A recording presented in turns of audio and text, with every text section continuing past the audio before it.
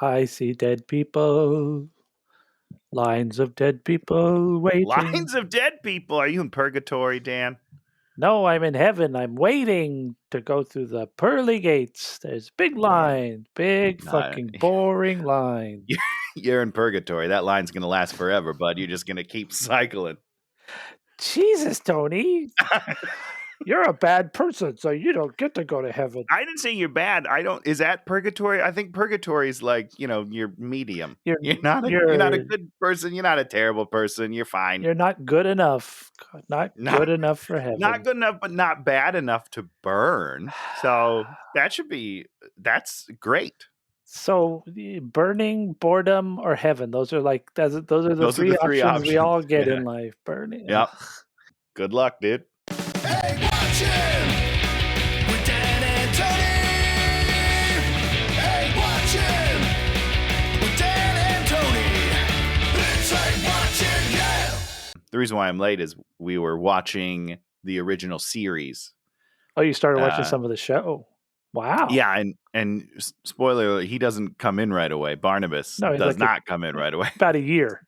Yeah, so we watched the first one. We're like, well, this isn't right. So then we had to look it up, and then we watched another one. And in the first one that he appears in, it's just his hand coming out of a coffin. I was like, what the fuck? We got to watch one more. Well, it's a soap opera. Yes, and it's brilliant. The thing you got to remember, I've never seen it, It's good. It's good. It was in repeats when I was a kid, and on channel 50, in the weird. Is that bad? Yeah. UHF. Channel 50 is as if that has weight to it. Yeah, well, when we were kids, there was 2 through 13, and then anything else was in the bonus. You'll be lucky, it's beamed in from Mars. So you're lucky if you it's can cool even that see you it. had TV as a kid. I didn't see that coming. Oh, you probably had dinosaur bones for dinner. You're eating the bone? Just eat bones. That's all that was left. So the dinosaurs had died, but all that was left was bones. So if it's above 13, you'd have 28, which was the PBS station, and 50, which is another PBS station. Then there was 56, and then there was there's just nothing in the middle? Oh God, no. That's so weird. No. I love it. When I grew up, you had Channel 2, which was CBS, Channel 4, which was NBC, Channel 5, which was local KTLA, which is still here up on Sunset. Yeah, that's a thing. Yeah. Channel 7 was ABC. Channel 9 and 11 and 13 were also with 3 more independents. I don't remember what their call signs were. That was it. They didn't make it. That was all That's the stations. Cool, man. Unless you went up into the weird UHF. Sure. So if you're watching Monty Python, you'd have to. Yeah. So I think these were being repeated on one of those weird stations. Got it. You should have watched it. Look at it and go what the fuck is this?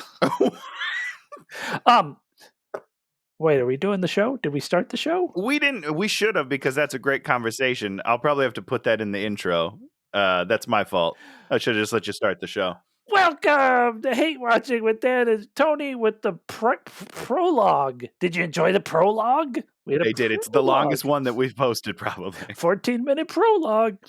On this show, I, Dan, and that Tony, that Tony, that thing, watch movies. Each week, one of us picks a movie, and then we watch it, and then we have a little conversation about it to try to understand movies some more. Discussion.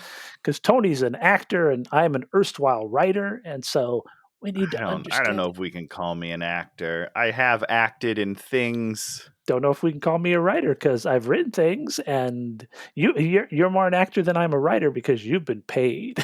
Then you are really not a writer, sir. Hell no. One of the hopeful billions that are spotted across the planet. So you're gonna make it, kid. Just keep your head down and grind. You're gonna make it. So each week we watch a movie. This week I picked a movie. We've been doing a lot of adaptation type movies, things coming from another source. And this week we're doing 1982's Dark Shadows. Wait, what year did you just say? 2012. Would have been a very different movie in 1982. 2012. That's all right. Shadows. Yeah. Yep. Got the 80s on the mind.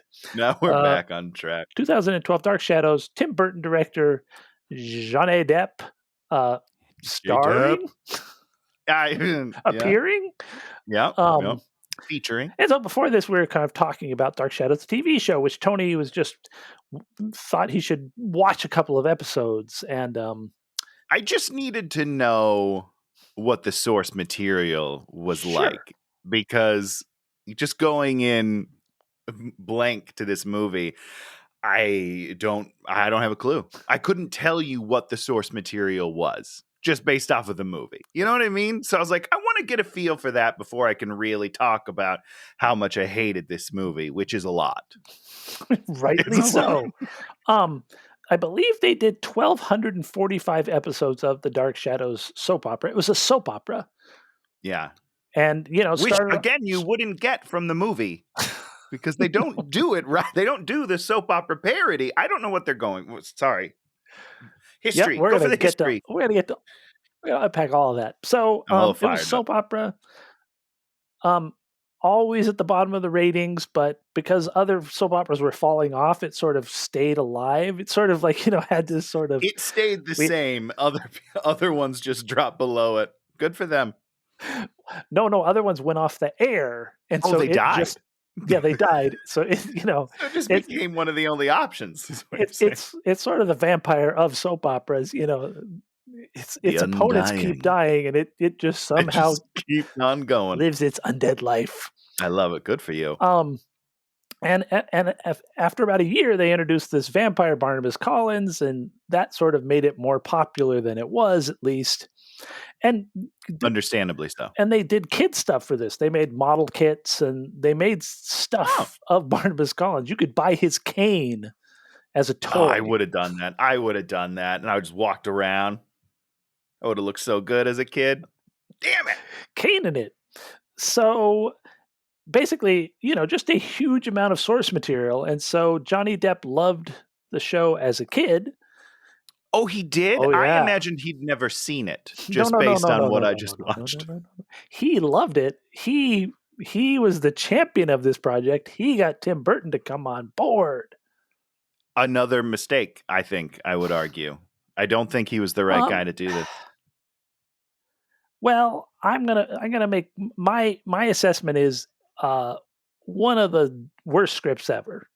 Like, just from a standpoint of what is this?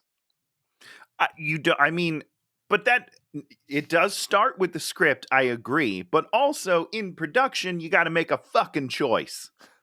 As a director, you got to be like, this is the direction we're going to go in. That's literally my job, is to direct this story on a through line. But it's just scattershot. They don't know what they're doing. Sometimes it's like slapstick comedy. Sometimes it's like dark and ominous. Sometimes it's like gothic fun. Just, you got to pick a lane. You don't do any of them well, first of all. So there's that. But they don't work together at all. There's no cohesion. Idiots.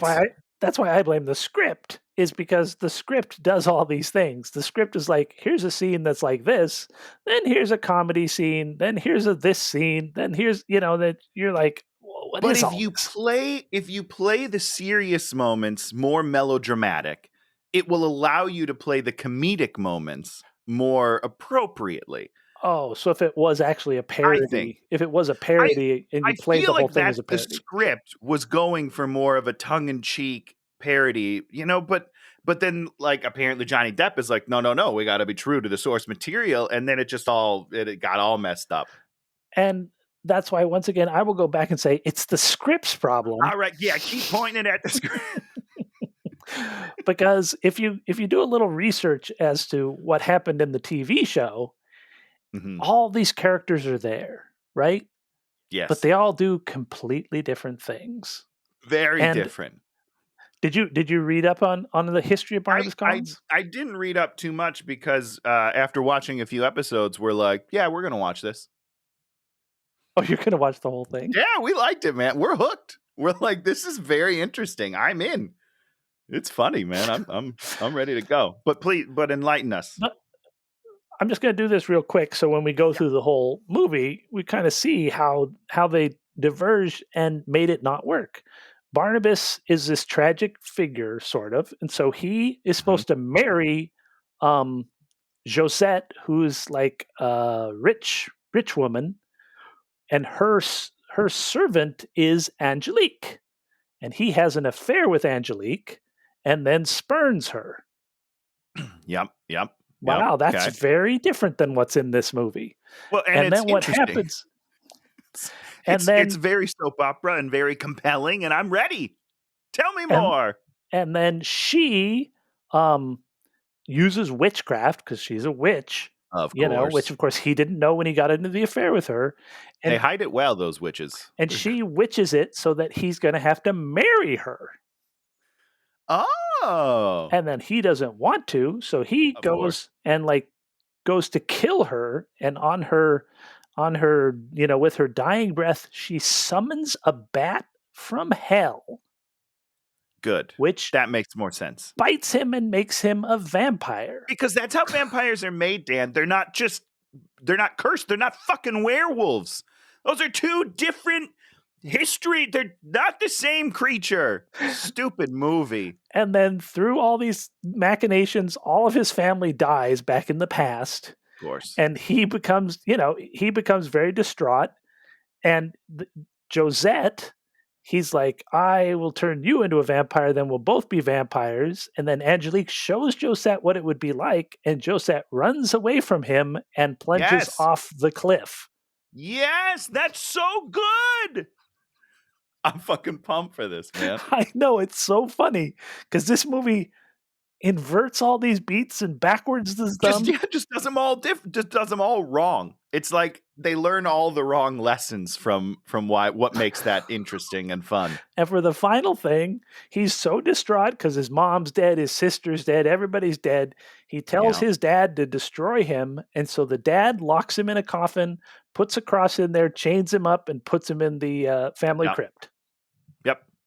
That's the only part I know so far, because that's come up in the episode we watched, and I was like, oh, it's the dad. That's heavy. But I love it. It makes we'll see through the movie, it makes 1,000 times more sense why he is this for sure. tragic, distraught figure. Yes. Because he is not that in this movie. He's just a fucking weirdo. There you go. Yeah. I was like, what is he? Because I can't put my finger on it. Just a weirdo. So let's... First of all, that's great. That makes me even more excited to watch this show, which I was already hooked on. We watched 3 episodes this morning, and I was like, "This is good shit." I get it. I understand.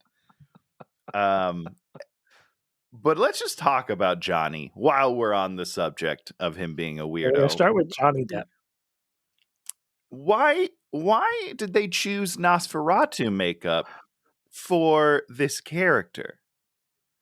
I thought for sure that weird makeup choice was going to be based off of the TV show, but in watching the TV show, he's just like a pretty normal looking guy. I mean, he's a weird looking guy, but not because of makeup.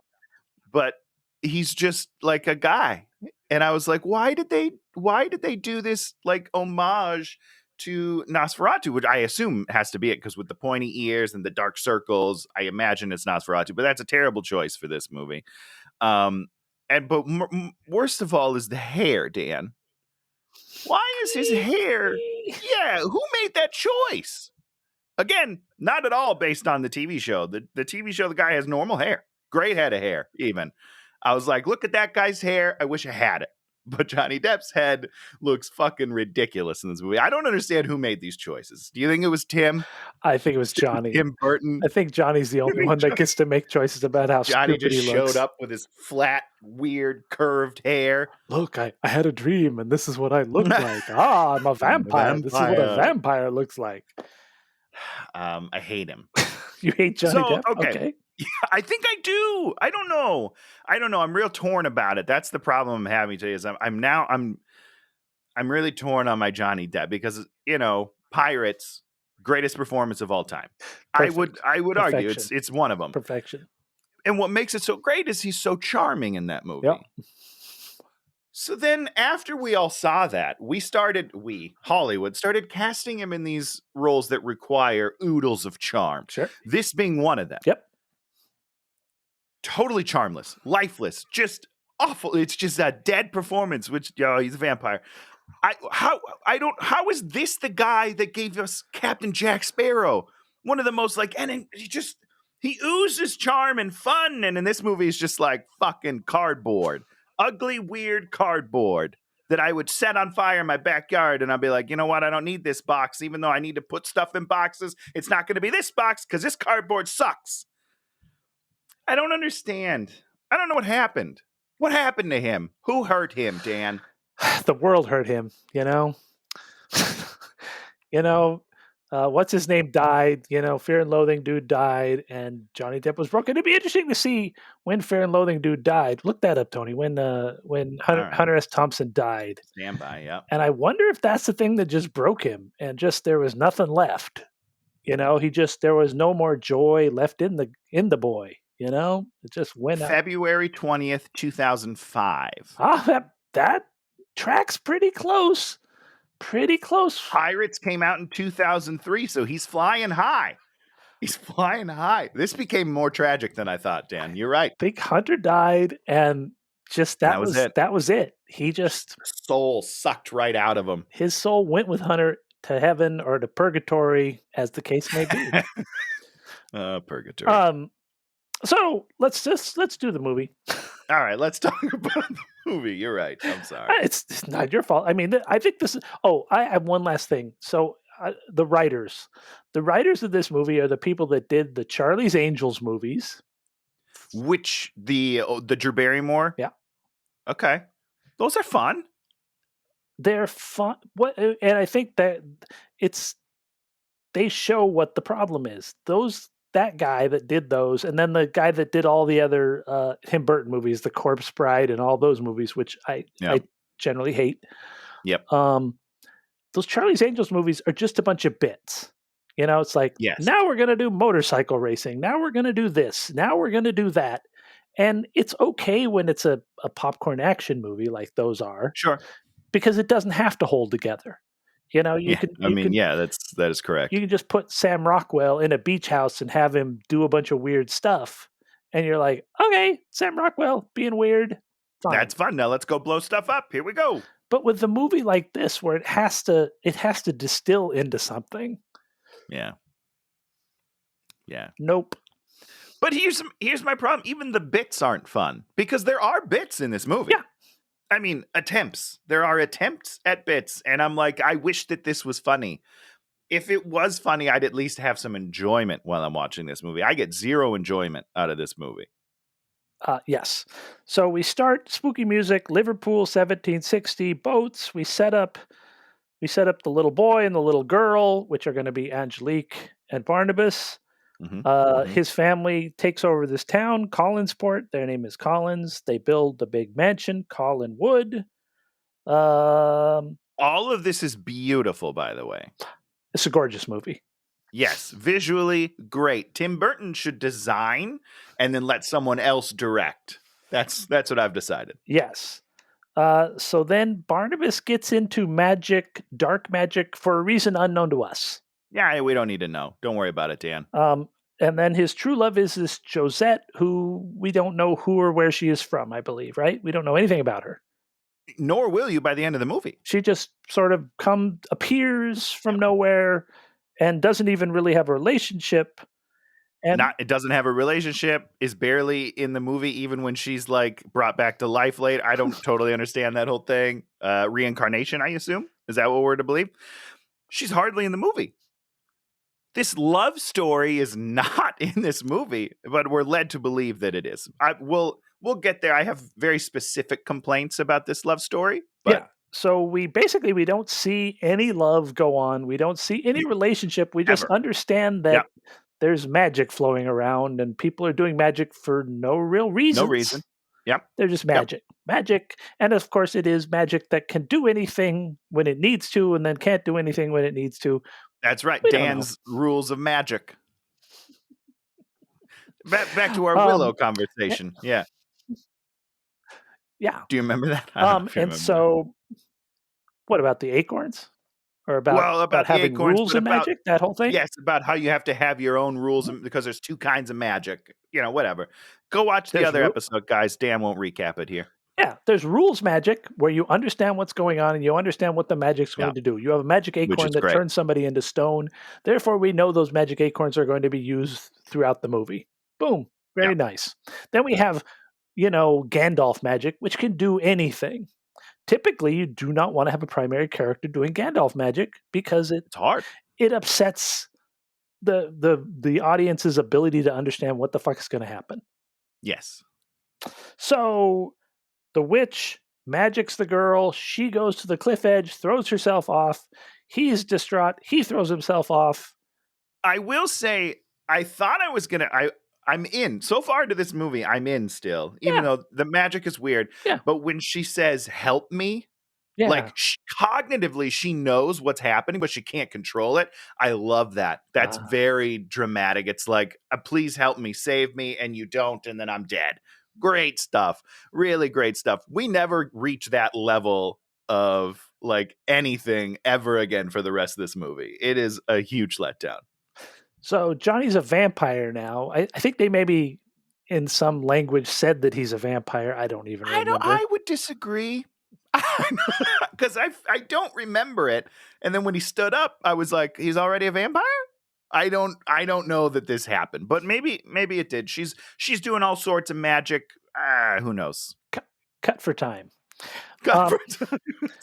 And then the witch, Angelique, turns the whole town on him. They chain him up, put him in a coffin, and bury him.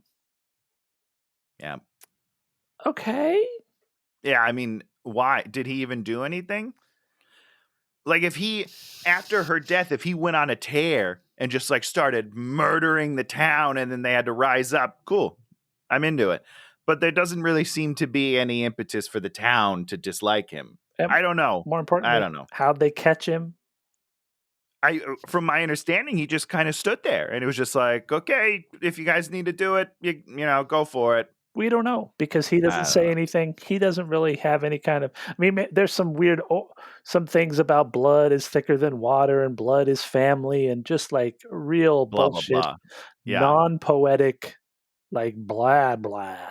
That's an interesting that sentence, non-poetic, because, and now I'm going to pretend like I know stuff in the show, Dan.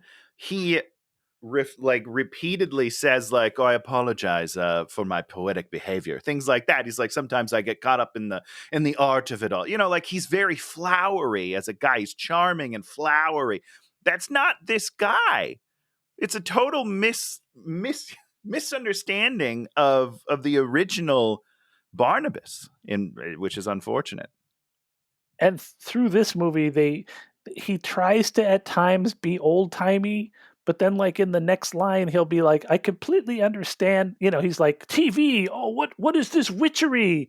And then he'll be like turning on a radio and turning the dial. It's just like it's not a consistent, it was a gag. It was a gag. And then and it totally loses Yep.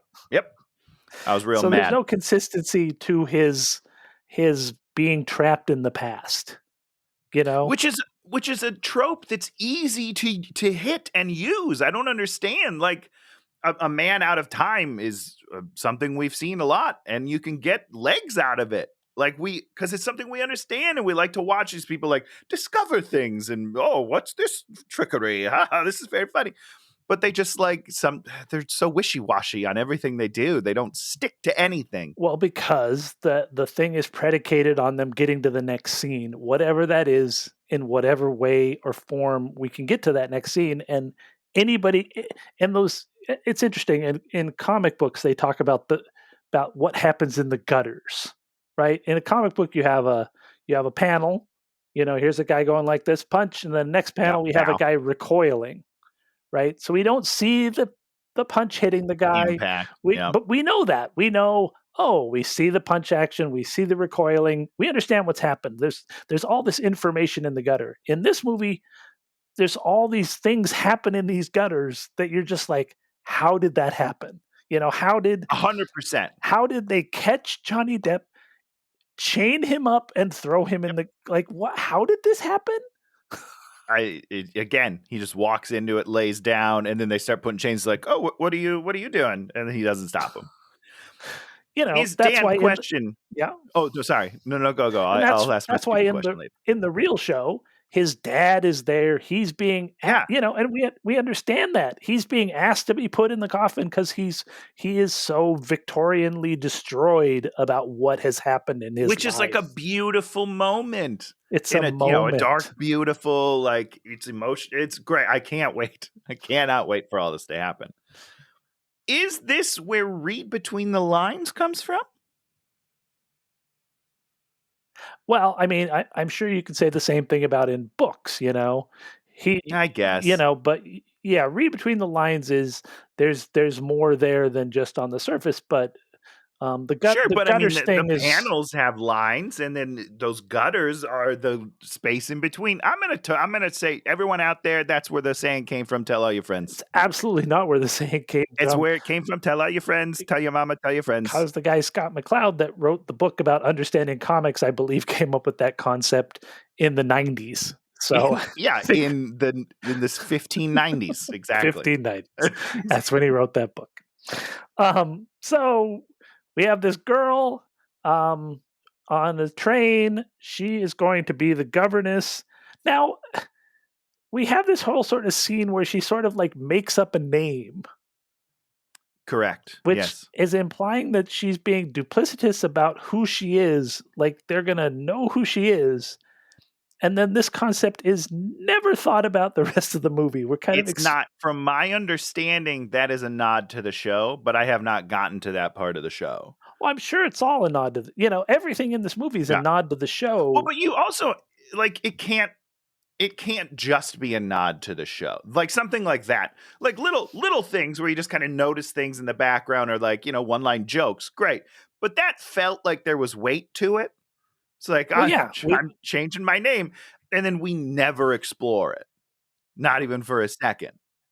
And we as the audience, when you set up expectations and then never pay them off in your movie, it makes us very angry and it makes us uncomfortable. I think about it. Because we think about it and we're like, and that's the whole idea of movie making and storytelling is you set things up and then you pay them off. If you don't pay them off, you get to the end of it and you felt like you've been cheated. Wait, what happened?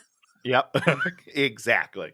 And I will say this about this movie is there's more non-payoffs in this movie than maybe any other movie we've watched. Yeah, for sure. I can't think of another movie. Well, you just got to wait for the sequel, Dan. The sequel. So she's going there. She reaches the estate. It's in disrepair. We meet Michelle Pfeiffer. Michelle Pfeiffer runs us through everyone on the planet. We have the kid David, who she's coming to be the governess to. We have Dr. Hoffman, who we all assume is a man and ends up being a woman. And so we get confused when Dr. Hoffman is a woman. Sure. Also, I'm not entirely sure what kind of a doctor she is. Oh, we'll talk about that. Okay. Good. We have the daughter Caroline, who's the rebel and bitchy. Then we have Roger, who's David's dad.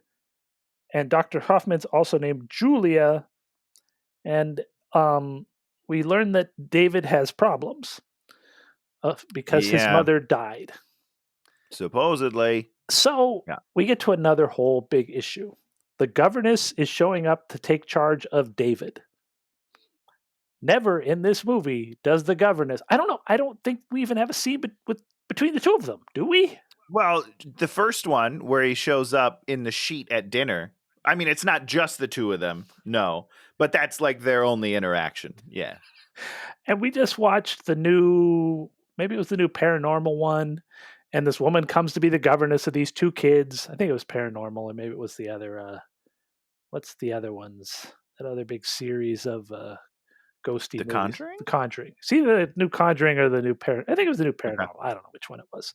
I don't know. The woman comes. She's the governess to these two weird kids. The kids are weird. Right. Weird things happen. We see that she interacts with them. We find out more about the mysteries of what's going on because of her interactions with the kids. And then eventually stuff happens. I don't even remember. Just saw it. That sounds like a story. Great stuff. This movie, no interaction. So this whole thing we've set up about her being a governess means nothing. Well, here's the bigger problem for me, Dan. I mean, yes, that is a huge problem, obviously. But the movie basically opens with back-to-back scenes with Victoria, or whatever her new name is, right? Yeah. She then disappears for like an hour. They talk about her, but she's only in like 4 scenes of this movie. I thought this was her movie. Yeah. But it's not. Like, we opened with back-to-back scenes of her dying, and then her being on the train coming back to where she died. And I was like, oh, okay, we're going to follow her story. This is interesting, being the outsider coming into this weird family. But no, not at all. Not at all. Not only that, but she's very important to the story. But I don't see her. I don't understand. I don't get it. A whole other, this is your Frank Herbert approach to storytelling, where we need, every different scene is seen from the standpoint of a different character. Yeah, whiplash. And you're okay if you got 3 hours to really delve into this world, and you got two movies. If Dark Shadows, if we knew it was going to be these 2 colossal movies about the reclamation of Barnabas Collins and all this, and we spent the first 40 minutes of the first movie dealing with what happened and how he became a tragic figure, okay, but we do not do that. Well, I wouldn't want these people to do that. If someone else wanted to do that movie, I would watch it. I could not handle anything more than what they put in this movie. This is the most boring movie we've watched, hands down. Sorry. So then we have this whole thing where Victoria sees the ghost of Josette and follows her, and we're like, wait, she's seeing a ghost and totally non-reacting. She's totally fine with it. And she follows her, and then she goes on the chandelier, and then she says, she says to help me, doesn't she? And then falls. Or help him? One of those two. Yeah, she says something. Yeah. And at this point, I was like, oh, this is the ghost of David's mother. Yeah, which is weird, because she does show up later with no explanation about the differences between these 2 ghosts. So it's interesting that you say that, because now that you're saying, I do remember it being Josette, but by the end of the movie, I was like, oh, that must have been the mother the whole time. And she was telling this lady to help David. That's what I thought. But you're right. It was different ghosts. It was Josette that is telling Victoria to come to Collinswood. You're right. No, I'm agreeing with you. I just don't remember there being you're right. No. So weird. The mom ghost, which comes up at the end for one scene and does one thing, which is like one of the most horrible things in the movie, because there's so in a movie of horrible things happening. Yeah. So we're confused. We're all confused. We're like, who's this? What's this? I don't understand. And then at some point, Vicky says she doesn't believe in ghosts at some point, doesn't she? She's like, oh, part of me is starting to believe, or something like that. And I was like, but you saw and talked to the ghost. Which part of you isn't believing? You were totally fine in the moment. I don't know. Well, I mean, maybe you could attribute that line to her thinking she was crazy and imagining the ghosts. But she doesn't say that. She's just like, I'm starting to believe. I mean, I hang out with ghosts every night. Maybe they're real. I don't know. So now we dig up Barnabas. What the hell is this? Bunch of construction workers. And then he kills all of them. And then we have this sort of weird shot where he's standing there, and in the background is a McDonald's sign. Yeah. And he's like, what is Mephistopheles? What does he say? He makes a joke or something. I don't know. Also, I had to look up, because the McDonald's sign said 9 billion sold. And I was like, no way. Already in 72? Turns out, yeah. I looked it up, and it's like by 75, they had like 15 billion sold. And I was like, holy shit, great job, McDonald's. Good for you guys. But it's like the construction site is just a pile of mud. But they already put up the sign, and it's in the middle of the forest. It's the only thing they put up, yeah, so that you know that it's coming. They want you to know. And it's like, it doesn't make any sense. It's not funny. It doesn't make any sense, and it's just weird. You're just like, I don't understand. Well, McDonald's paid them a bunch of money, and they were like, how are we going to put a McDonald's in this town? And there you go. Coming soon. So he freaks out on the highway. He says something about a car. He gets to Groovy Town. and looks in windows and is like, "Ooh, people are being groovy." Oh, because it's 1972. I think I said that. Yeah, it's the 70s, baby. It's just all these weird bits that are phenomenally stupid. They're hardly bits. They're not even like jokes. You know what I mean? Like, if you're going to do a montage of a guy from the past discovering the 70s, there's a lot of funny stuff you can do. They don't do anything. They just are just like, oh, look at this window. There's a hippie. You'd have to hire a comedy writer, I think. Okay, sure. They have money. Look at this production value, Dan. They have money. So he goes to Collinswood. He finds Jackie Earle Haley, mesmerizes who's in the pumpkin patch. Man, he's a weird dude. Can we just say that? Just Jackie, he's just so weird as a human. I don't know about him. The funny thing is you would think he'd be really good in this role, but he's really flat and weird. He's just, he's just kind of like, yuck. I feel like if I was directing, I would be like, no, Jackie, just be yourself. Just be yourself. You'll be great in this role. Just be yourself. And then he's like, no, I've got a character I've made up.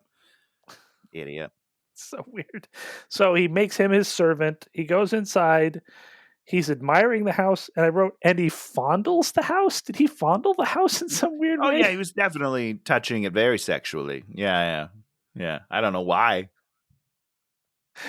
He meets the kids. He meets Elizabeth, who's Michelle Pfeiffer, and then we just start like talking, just like blah blah blah blah blah blah blah, talking about nothing. I don't even know what they're saying, but the conversation's so low energy. I mean, that's a blanket statement for the whole film, but like there's long conversations that are just so boring, and I'm just like, I stopped listening 4 minutes ago because I'm so bored by you two.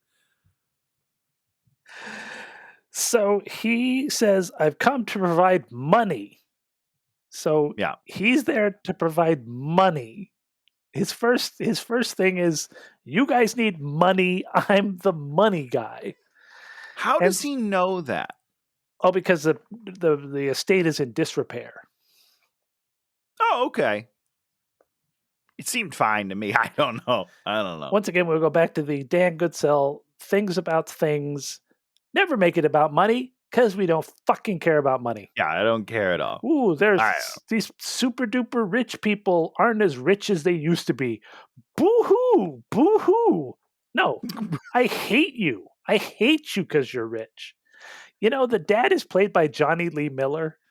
Yeah. I love Johnny Lee Miller. He's awesome. Not in this movie, but he's awesome. I did not even recognize him. He's trying so hard not to exist in this movie. But not by choice. He's only in like 3 scenes, and they're always the dinner family scenes, and they're like, Johnny, stop acting. Stop acting. We can see you. Just sit there. Be quiet.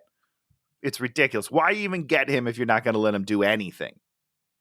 Johnny Lee Miller, who carried 27 seasons of Elementary, just tears up the scenery when you loose this dude. Yeah, he's phenomenal. Fucking footstool in this movie. And then they just make him leave. We'll talk about it later. But greatest scenes ever. Oh my God. So he's like, I'm gonna open all the secret compartments. He opens one, and all of Michelle Pfeiffer's character's colorful macrame is in there. Yeah. I'm glad you remembered the word, because I was like, I can't remember what she does. Crochet? Stitching? I don't remember what it is. Macrame. Fuck you, Tony. But also, we never see her do any macrame. So it's not like a joke that they bring back. Hit it a couple times, maybe. Nope. I don't know. Nope. We never go back to the macrame. It means nothing to her.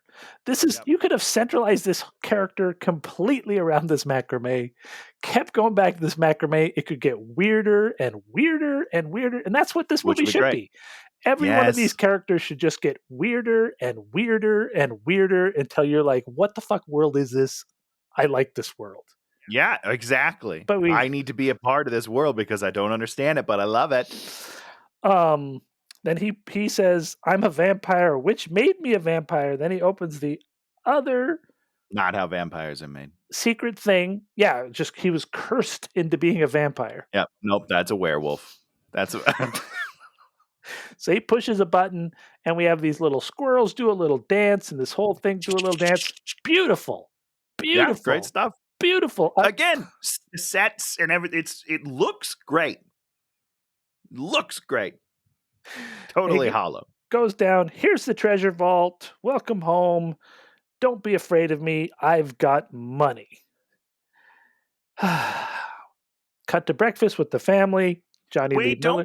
Don't cut. Oh, Michelle Pfeiffer says something that I thought was going to be super important here. And they kind of hint at it when they kick out Johnny Lee Miller. But she's like, you have to do me a favor. Nobody else can know about this. Yeah. Like, nobody else can know about the money. Like, I would assume because everyone else, they're vultures, sure. And they would take that money. We don't ever explore that very interesting, family dynamic. A little tiny bit. But do we? Because they just Johnny Lee Miller does creep around looking for it.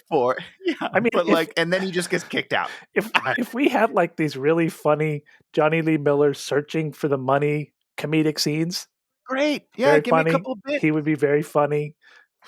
Losing flashlights, very comical. Not in this movie. Not here. Breakfast. We meet Dr. Hoffman. We learn that Dr. Hoffman is what's her name? Tim Burton's ex-wife. Bonham Carter. Bonham Carter, looking very good. As always. As always. Giving us this weird American accent, which doesn't come off that way. Well, sometimes I feel like it does. It does. It's not perfect. We waver a good deal. Every once in a while, I was like, that's not how you say that word. So at one point, they're talking, and then somebody goes, anyway. Whenever you say anyway, I'm gonna start looking for the word anyway. Anyway means all that other stuff we just talked about doesn't matter. Forget it. Just forget it. Just like when you say but, it's like, here's my opinion, but actually that's not my opinion. My actual opinion is the exact opposite of what I just said. Here's the real thing, you idiot. Fooled you. Anyway, and but, just words that should not be in scripts unless people are being completely duplicitous. Exactly. Like there's a way to use it properly. Not here.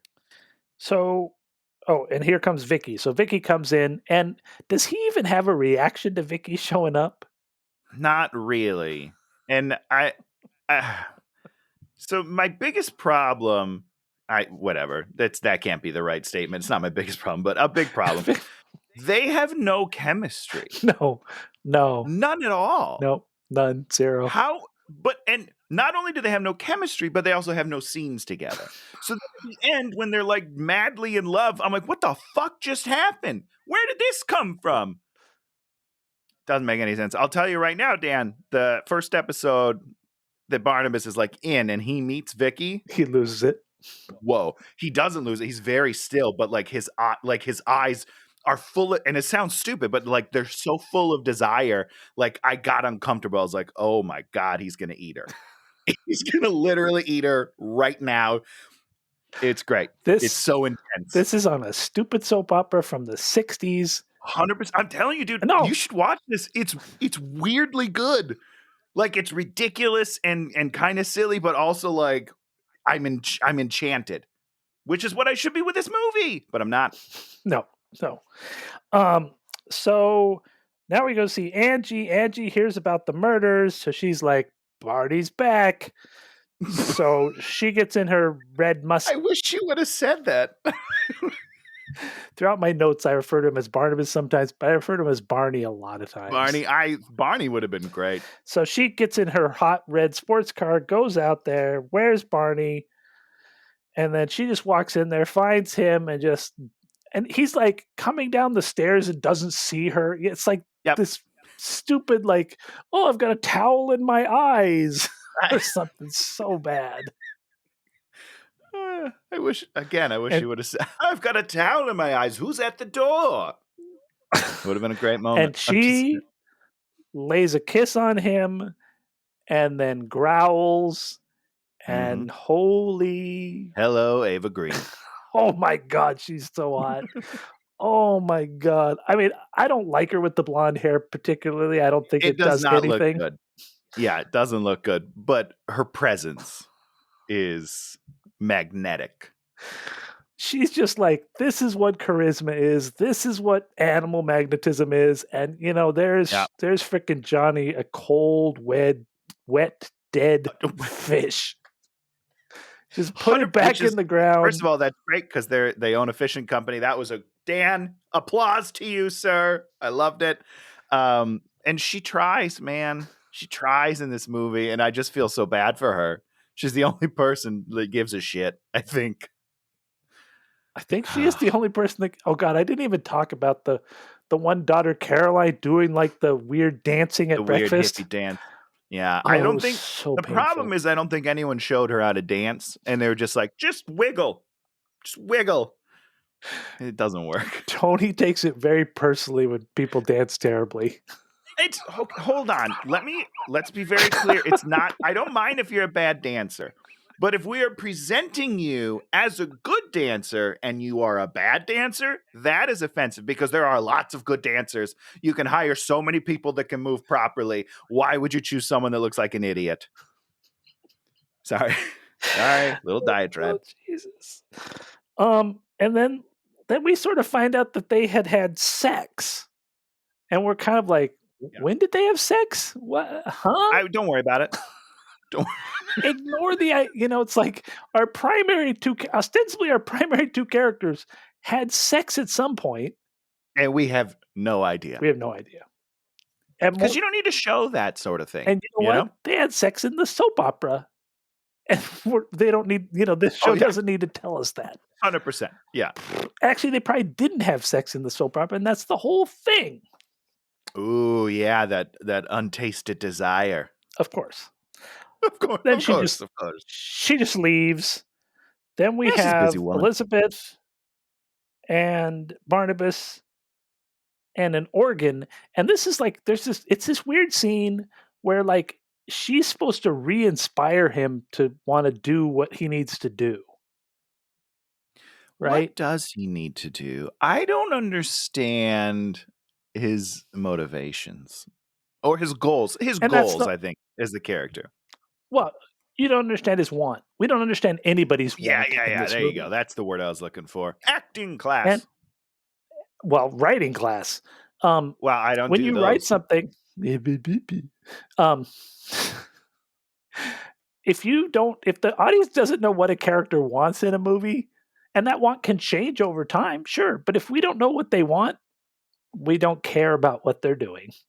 Well, you should have, again, we don't need to get into like theory or whatever, but you should have a small want for every scene because you have to have something that's happening in the scene, but then you have your overall want as well as a character. I don't have any of those. He doesn't seem to want anything ever. I know what he doesn't want, and that's hot Ava Green. I don't know why, but that's the only thing I know is he's like, I don't want you. Okay, you dumb. There we go. That's the anti-want, and exactly. And we see how well that works through a movie. It doesn't work. It does not. So she sort of has this weird re-inspiring him. Then we have the musical montage of the house being fixed up, him sleeping in funny places, him kicking a TV, and there's a little bit about him starting to woo Vicky. A little bit in there, the tiniest bit. But I enjoyed this little musical montage. First of all, the music is great. So many of the production elements are really solid, except for, the story and the acting and the directing. Other than that, it's a great film. But I enjoyed these bits were funny, and I was like, I just wish there was a little more silliness so it didn't feel so out of place when it started. But we got to have that McDonald's sign. You're right. You're right. I guess they were silly, and I just didn't like it.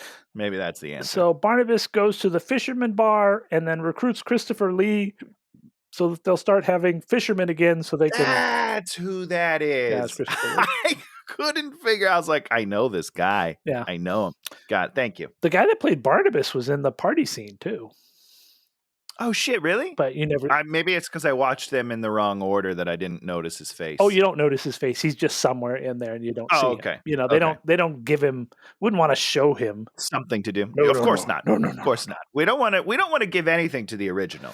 We don't like them. So Roger sees the money vault, and so he starts putting that together. And then Barnabas loses his mind over a lava lamp, and then he goes to see Dr. Hoffman.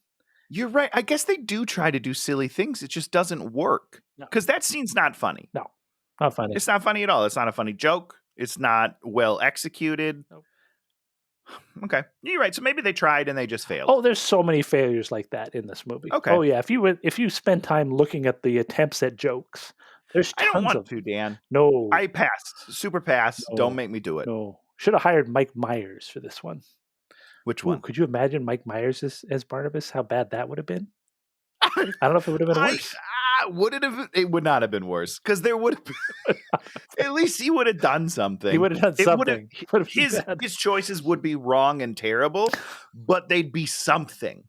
It wouldn't be this lifeless rag doll getting pulled through a movie. So Dr. Hoffman begins to psychoanalyze him because she's a psychologist. Is she? That's what she is. Well, right now she is. Later, she's like a regular doctor. We'll talk about that. Okay. And because she's there to help David, even though her and David never have a scene together. They don't seem to talk. I don't know if they get along. I don't know. I don't know anything. Yeah. Never seen them together.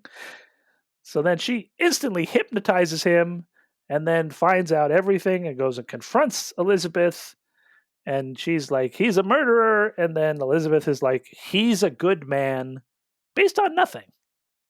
Literally based on nothing. All that we really do know is that he woke up and murdered a bunch of people and then came to the house and gave her money. So in her book, good man.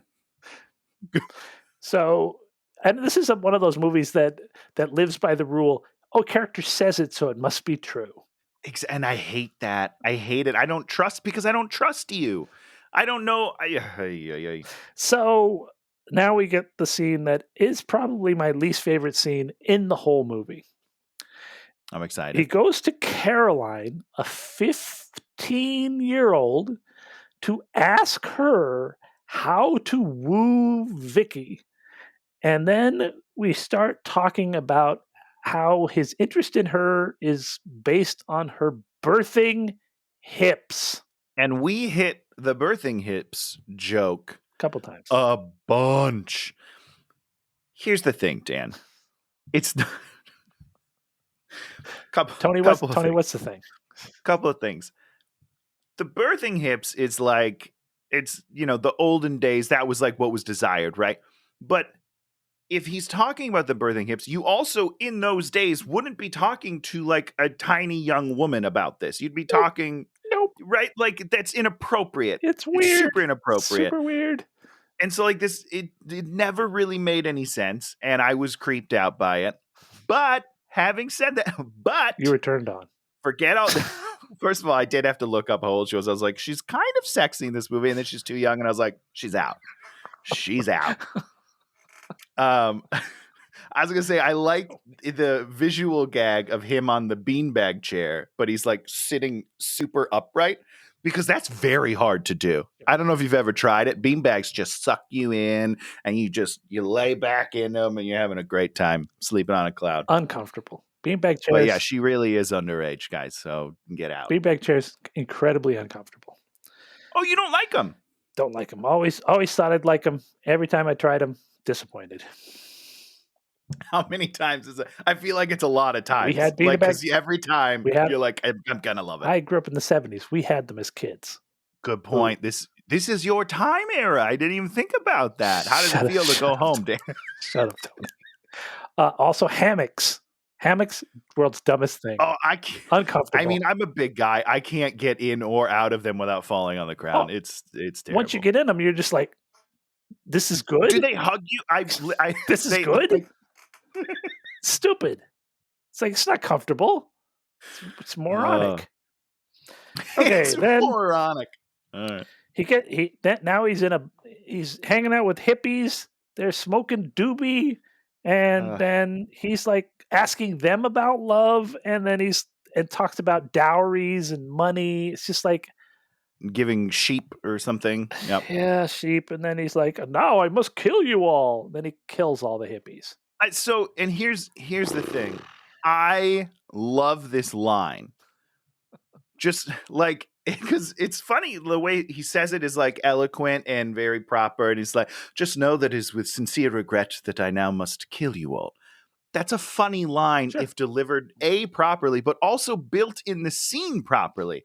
Because he's all mopey and like, what's love about? There's no like comedic essence to this scene. So when we get to the part where he's like, I must regret to inform you that I must now kill you all. Like that should be like a funny turn, and it's not. Well, he should actually be there for a reason. And then once that reason's satisfied, then he kills them. Then he's like, I need to know more about the witch. And then they're like, oh, witch is this, that. And he's like, thank you. And now I'm going to kill you all. Right. Like, I appreciate you very much. And now you're dead. Yeah. Yes. He's got to use them, then use them again, as opposed to sort of crying to them and then killing them for no real reason. In my mind, he's just killing them because he's like moody. Like it comes off to me, he's just like, I need something to do, so I'm just gonna like kill you guys. All right, cool. I don't know. It's all dumb. I hate this movie, Dan. Why'd you make me watch it? Because it's a great movie. Oh my God, we still have 5 more pages. Because it's a great movie. No, it's a terrible movie. So then we go back to Dr. Hoffman. She's like, I'm gonna purify your blood, and then they have sex. Well, she goes down on him. I don't know if they have sex, but I had to rewind this part of the movie because I thought I missed something. Like we're watching this movie and then she just like goes down on him and I was like, wait, what did I miss to set this up where they're like A, having some sort of a kinship, or B, we hit on each other and like are like, hey, let's get this on. And it turns out there's not. I watched it twice and both times I was like, I don't understand what's happening. Nope. I have no idea. So now we have Barnabas and Victoria get a scene together on the rocks. They're walking around on the rocks. And what do they talk about? I have absolutely no recollection. They talk about David and how David idolizes Barnabas. Never been another thing that we never see. Never been in a scene with him, but somehow for unknowable reason, she doesn't. There's no explanation as to why he idolizes him. Nope. Just like he idolizes you. No explanation of like how he idolizes him either. Like, what is he doing that makes you think that he's idolizing him? Who knows? Nothing. We don't know. Nothing at all. Then we are in the town, and then Angie's in her boardroom because she was yelling at her boardroom for some reason. As bosses do. Yeah, because they're losing. I don't know. Because they lost some of the ships to the other. because he blah, blah, blah, blah, and then the guy switched. Because all she cares about is business and money. She wouldn't. Correct. Not revenge. Don't worry about that. Don't worry about revenge. Then Barnabas goes to Angie's office for no reason that we know. I mean, I don't even know why he goes there because he doesn't know why either. Checking in with everybody, and then she's like, "Let's team up." Then we have the big sex scene between the two of them where they fly around the room and break everything. Oh, did you not enjoy this? I enjoyed this. No, I did not enjoy this. I thought it would be funny in another movie. Sure. So here's my problem, Dan. The before and after the sex is my problem with this scene. Because before, she's basically like, hey, if you don't have sex with me, I'm going to destroy everyone you love. And so that he's like, okay, well, I guess I'm going to have sex with you then. And then after they have sex, he's like, you know what? I can't do this anymore. I can't believe I fell for your whatever he says, like your come-ons. And I was like, no, that's not what happened.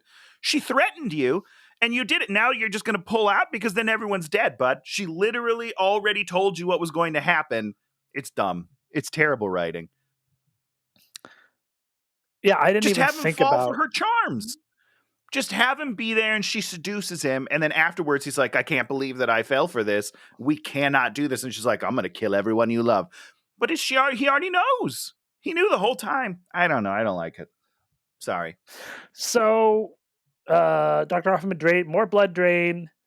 Vicky then has this dream where she gets carted off to a sanitarium and then a ghost asks for help or something. I don't know. Was that a dream or a memory? That's a well. They set it up as a dream. Okay, I got very confused. If I'm being honest, I didn't understand what was happening right during this moment. It's a memory, dream, whatever. Basically a memory dream. And then we have the second part of that. Basically, we find out she was able to see ghosts since she was a kid, or maybe just a ghost. Yeah. I think they say ghosts, but I think it's just the ghost of her dead past self. But which is fine, I guess, except for they make it seem like that's a special thing. But from my understanding, anyone can see a ghost because everyone does by the end of this movie. Everyone sees a ghost. Well, she's being visited by the ghost. Okay, so that's what makes it special, is that not everyone... Okay. And so the parents send her to a sanitarium where we get to see very visual, unpleasant shock treatment on her. Yeah. Which you're just like, where's your tone? Where is your tone in this? They don't know. Man. They have no idea. No tone. So now we got to do another breakfast scene. And Johnny Depp's like, we need to throw a ball. Okay, and then a couple of ball jokes in the scene. Great stuff. Balls jokes that are terrible. And then the girl's like, no, it'll be a happening. And then we see that Dr. Hoffman is becoming a vampire. And then the daughter says, we need to get Alice Cooper. Then we have these funny jokes about the name Alice being a woman's name, but it's really a man, and we know it's a man, but he doesn't know it's a man, and that's so funny. Ha, ha, and then they pay it off really well. They pay it off when really Alice Cooper shows up and he's in his binoculars and he's like, ugliest woman I've ever seen. Great payoff. Knock him down, Dan. Did you laugh? No, of course not. Okay, thank you. So it was a joke, not a funny joke, but it was a joke. Correct. It was formed as a joke, and I appreciate the attempt. So then we cut to the evening. The ball is occurring. We are meant to believe perhaps that the ball happens the next day. We have no idea. Oh, I thought it was the same night, if I'm being honest. I was just like, I think they just threw this shit together in like 4 hours. It's incredible. You're right. The way the movie makes it feel like it's the same night. It's just like a little bit later. Once again, we get to the whole thing of how he did this. Who knows? No idea. Who knows who set any of this up? How did he get Alice Cooper? He didn't even know who he was. Who does he call? Who is he calling to get Alice Cooper? He doesn't want to do that. Doesn't make any sense. So boom, dumb. But we cut straight to Alice Cooper singing on the stairs. No more, Mr. Nice Guy. No more, Mr. Alice is freaking great. He's for sure. He's just great. First time I saw him was Wayne's World, and I was like, who is this guy? I need to learn more. And that was a good day. Alice Cooper in Wayne's World is one of the most iconic castings in any movie because they have him there and he plays completely against type. Yeah. And it's brilliant. And it's brilliant. Because Alice Cooper is a normal guy. Alice Cooper golfs every day. That's what Alice Cooper does. Gotta have money. So, night of the ball, Alice Cooper, dad's having sex with the coat attendant and stealing money from everybody. Mm-hmm. Yeah, I know that stealing's bad. I get that. Yeah. But they also make it seem like him with the coat lady's bad. Yeah. You know what I mean? But why is that bad? He's a single guy. You know what I mean? Like, he's not married to Elizabeth, is he? No, yeah, his wife's dead or whatever. She's a ghost. So like, why is that not okay? Like, good for him. Good for you getting out there, guy. I don't know. It was very confusing to me. I was thinking he was married, but he isn't married. No, I mean, he was married. His wife is dead. A long time ago. She's super dead. So like, yeah, great. Go out, date. Live your life. But they make it like it's a big secret. It's a big secret, and it's like really bad. I didn't understand what was happening. I think they were confused like me, and they were thinking he was married. Because I just assumed I was just thinking like he was a married man cheating. Because he puts his stupid David out there to be the guard. Right. Why? Just go to your bedroom. No one else is in your bedroom because you're not married, guy. I don't know. I was so confused. Oh. And then we have Barnaby and Vicky, and Barnabas is being all coy. And then she won't kiss him. It's like really weird. It's super weird. I don't understand. And then we figure out that she's the ghost of the old Josette has brought her here. And, showed her the ad. She escaped from the sanitarium and showed her the ad. And that's why she changed her name, because someone might know her here. I guess. Name. I don't know. She should be locked up. Angie shows up to the party. Smoking red dress.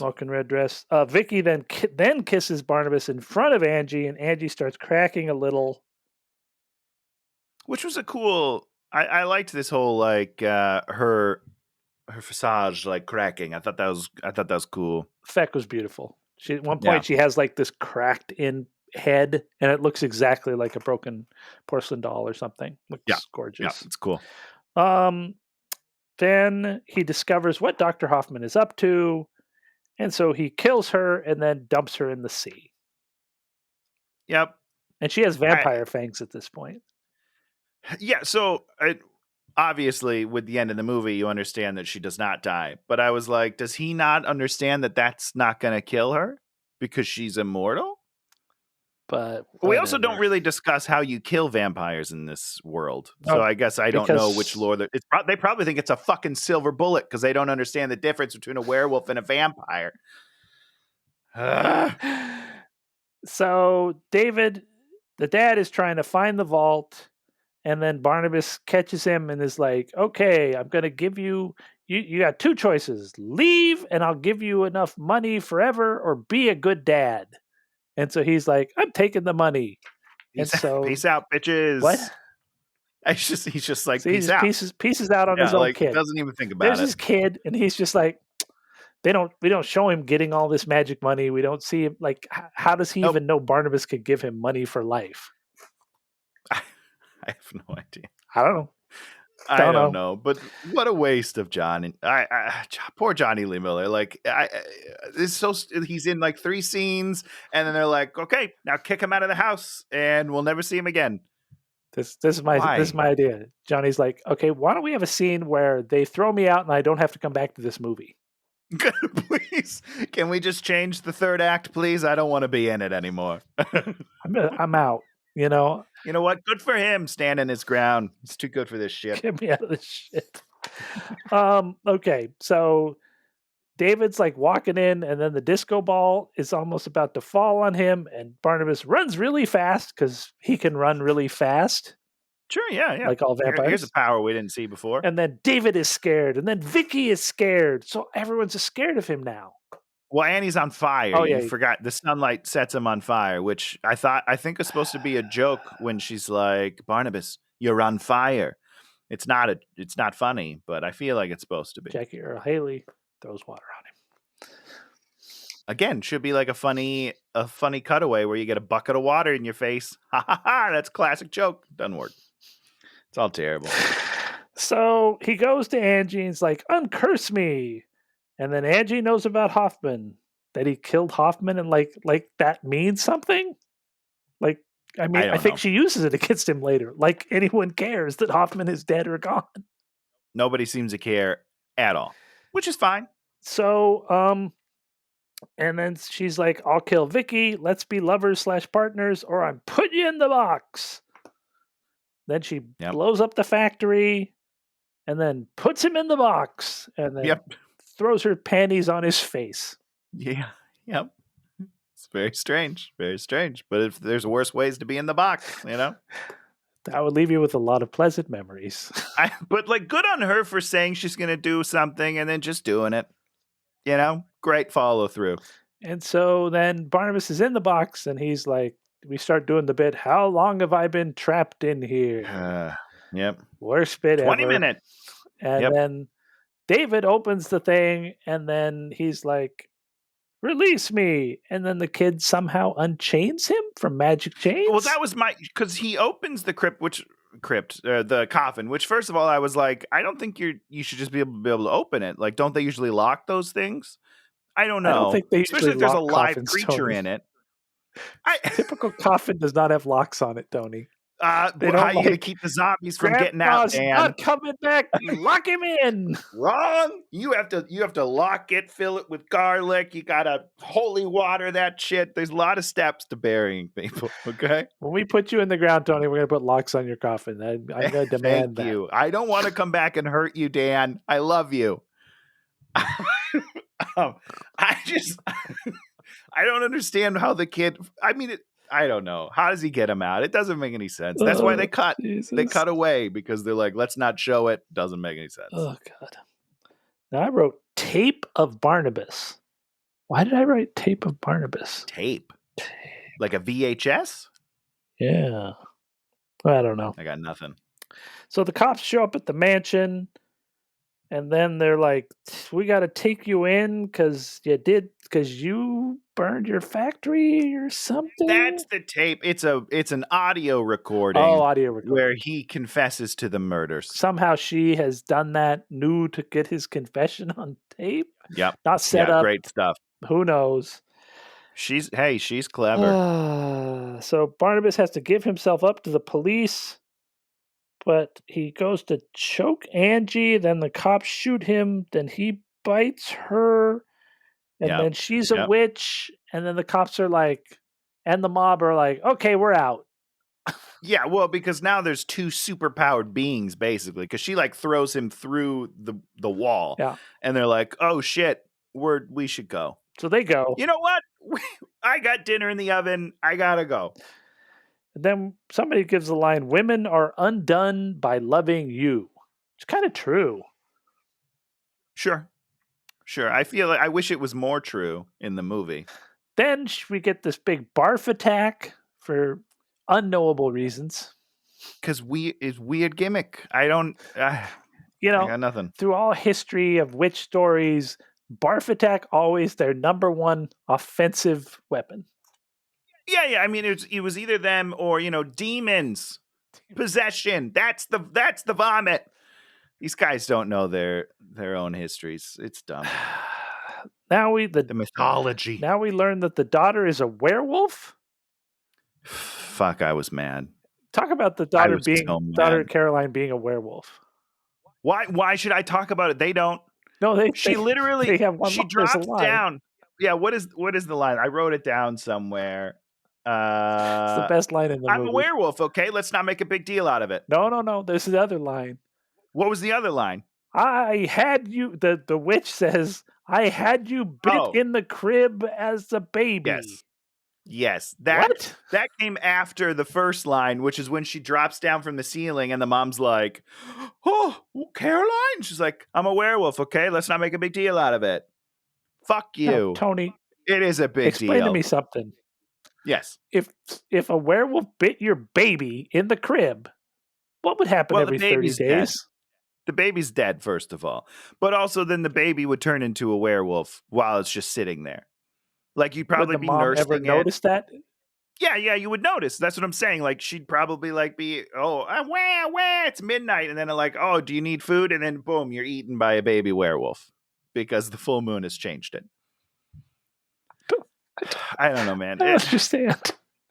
I mean, me neither. But also, it's weird to me that they allow the werewolf to bite the baby to become a werewolf, but then the vampire is cursed. I don't know. I don't like the world they're building. Let me just say that. Ugliest werewolf ever. I mean, it doesn't look good, does it? This is like. It's like Underworld 3 when they ran out of money. You know what I mean? Like, doesn't look good at all. Which is weird because the rest of the movie looks pretty great. And we also learned that Angie had David's mom killed. And so she killed everybody. Once we learned that, then David's mom's ghost comes up there and yells her into the chandelier. Just yells at her. Yeah. And then everyone's, come on, let's leave. And then that was it. That was how we defeat Angie, is we have a ghost yell at her into a chandelier. Yeah. Oh yeah, that's the climax. Yep. That's the climax. The yell attack. Yeah. It's great. The old ghost scream attack. which is technically a banshee. Banshee. Just saying. Yeah. Just throwing that out there. Different thing. Boy. So Angie's dying-ish, and she's like, your curse is you cannot love. I mean, kind of true. Yeah, that's what JD says to her. And I love this line again. Oh, Johnny Depp says that to her.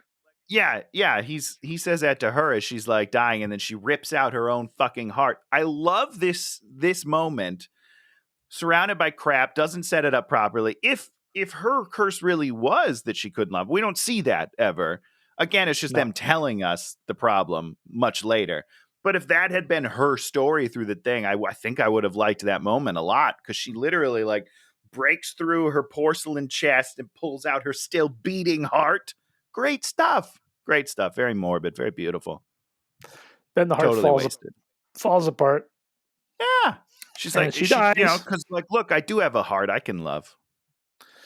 So I guess during all of this, she magicked Vicky to walk off to her death again. We never saw that. We never knew that was coming. We didn't have a timer.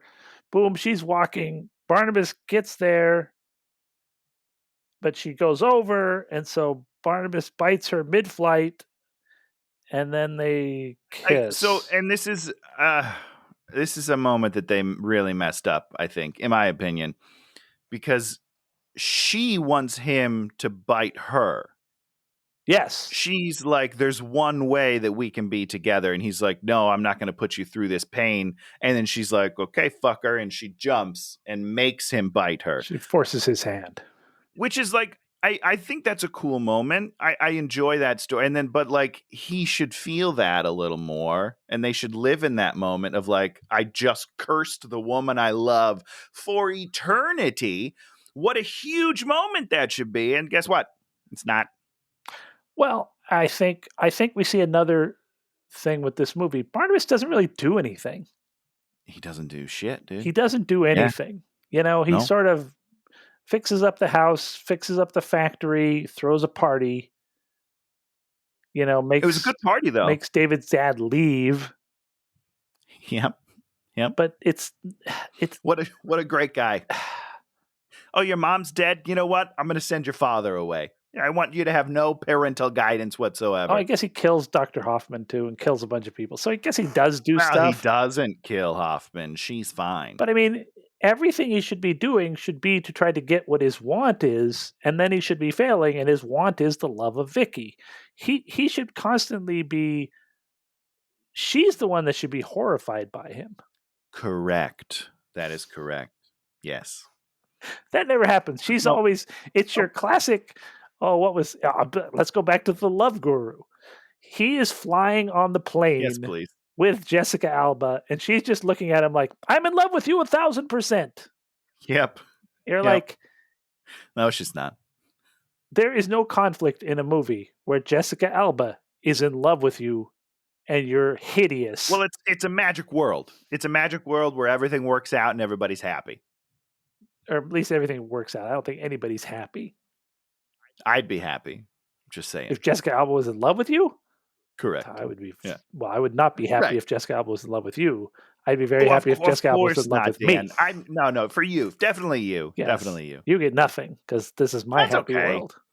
I get nothing in your happy world. I would at least throw you a bone. Unbelievable, you selfish bastard. That's how we're different. You get nothing in my world. You gotta throw me a bone. My whole world is shattered right now. I get literally nothing, and you're happy. In your perfect scenario, I'm out on the street living a terrible life. I'm shooting up every night, just looking for my next fix. Unbelievable. Okay. Can't believe you. What you get is a rock to use as your pillow. That's what I got. And probably a weapon to fend off the rats that are trying to attack me. Oh, God. Oh, yeah. Definitely attack rats in my world. Oh, wow, Dan. You, sir, are on my list. Forgetting that bone. You're on my list for nothing except a rock. That's right. You're a monster, Dan Goodsell. Attack rats every night. Just like Barnabas, I'm a monster. at least you are a monster. Barnabas is nothing. All right. Then we have the tease that in Dark Shadows 2, Dr. Hoffman's going to come back. Yeah. Which, hey, I'm ready for Miss Carter as a vampire. I'm ready for it. I'll just say that right now. Jesus, what a No, guys, you guys better get working. That was only 10 years ago. Still waiting for this sequel. Oh boy. If do you think that Tim Burton will ever make a good movie in his life? I think he has, right? No, again. Oh, again. Oh no. It's gone. It's gone. That flew the coup a long time ago. Left the station. Yeah. We're well past that in our lifetimes. And so, in some sense, you might say that M. Night Shyamalan better director than Tim Burton. I guess in some senses you might say that. In others, you wouldn't. M. Night. Shalabala! Because at least he keeps trying, man. He doesn't always hit. Sometimes, but he puts effort into. He's trying. Guy's trying, yeah. just like the rest of us. He's like the rest of us, M. Night Shyamalan, man of the people, as opposed to Tim, who peaked way too early. I mean, at least he got to peak. Get to peak. I think I'm in a flat line through my entire existence. What are you gonna do? What are you gonna do? I don't know what you're gonna do, man. I don't know. Anything else to say about Dark Shadows? Don't watch it. Watch the show, though. I think it's really good. I mean, 3 episodes, probably not enough to hang my hat on. Sure. But we're starting it over, and we're very excited. I think it's going to be good. I do all 1,245 episodes. That's too many. We'll watch. I think we'll get 25 or 30, and then be like, okay, I get it. I enjoyed it. Let's move on with our lives. Yeah. Get a taste of the shadows. Yes. So, Tony, tell us about something that you're enjoying this week.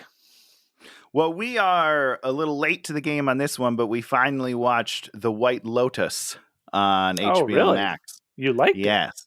Oh. Like is maybe not the right word.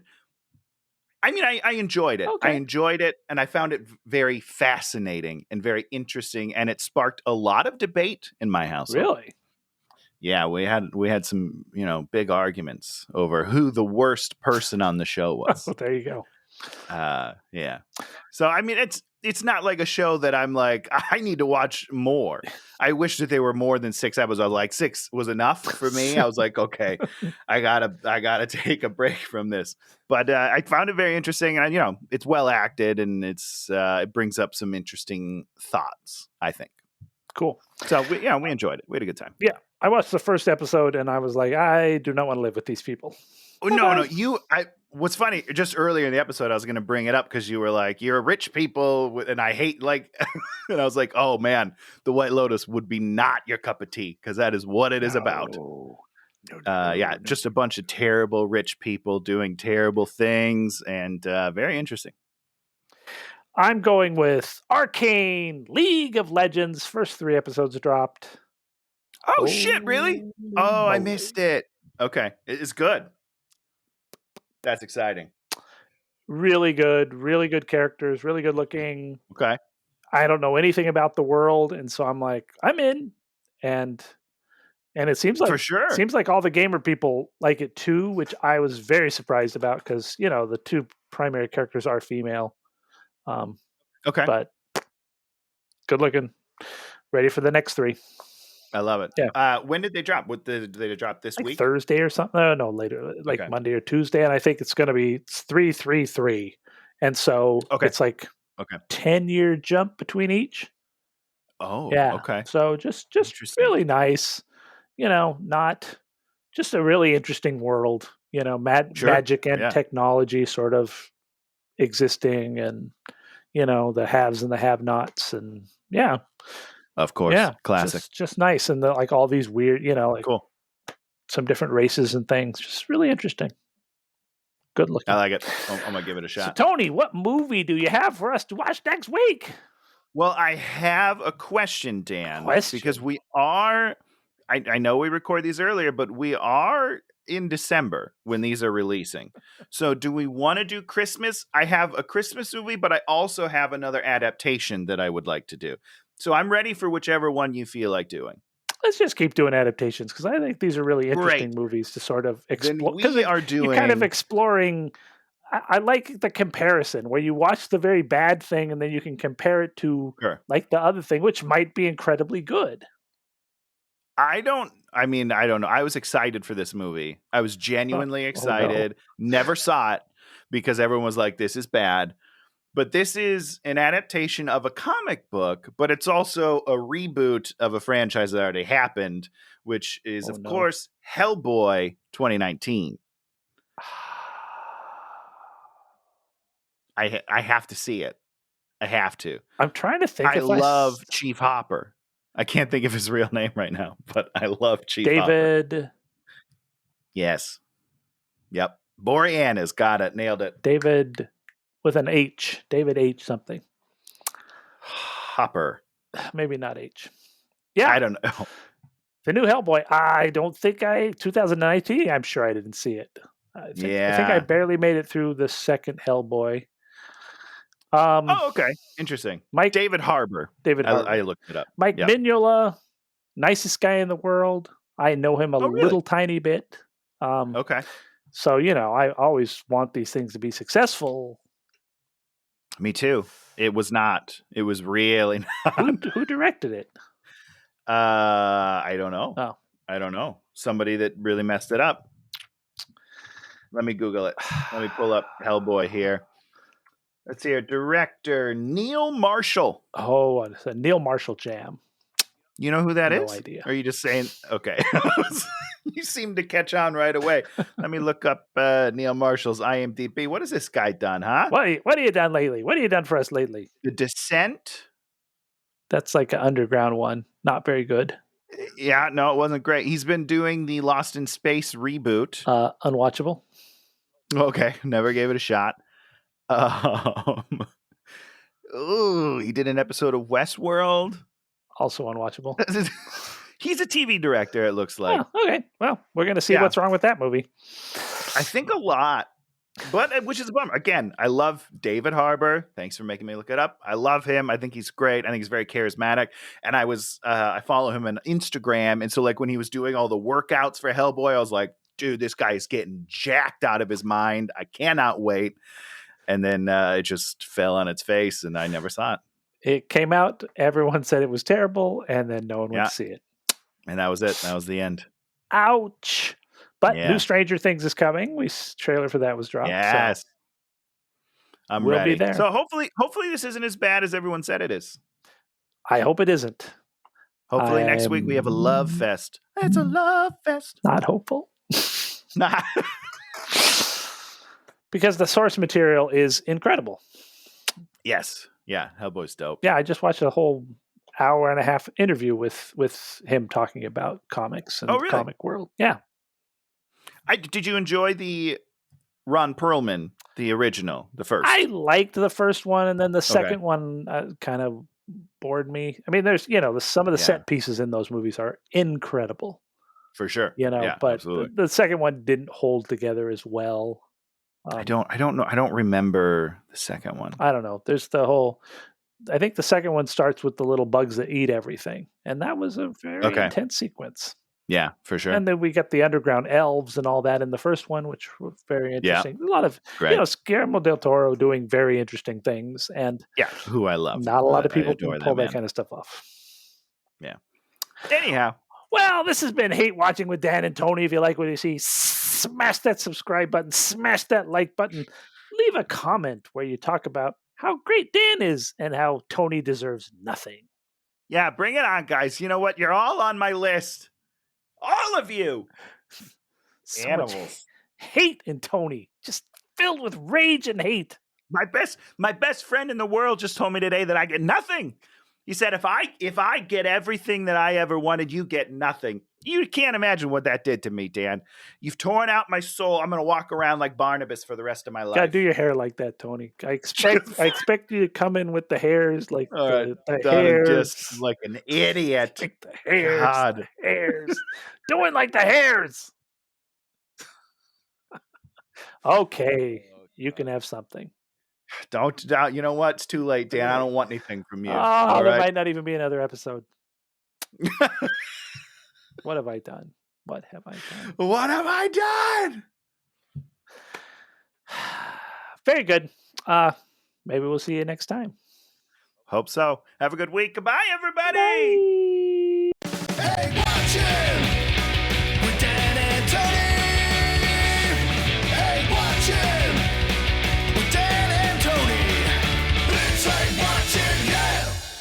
Oh, God. Oh, what was that point where you lost your mind? That was like one of my favorite ones.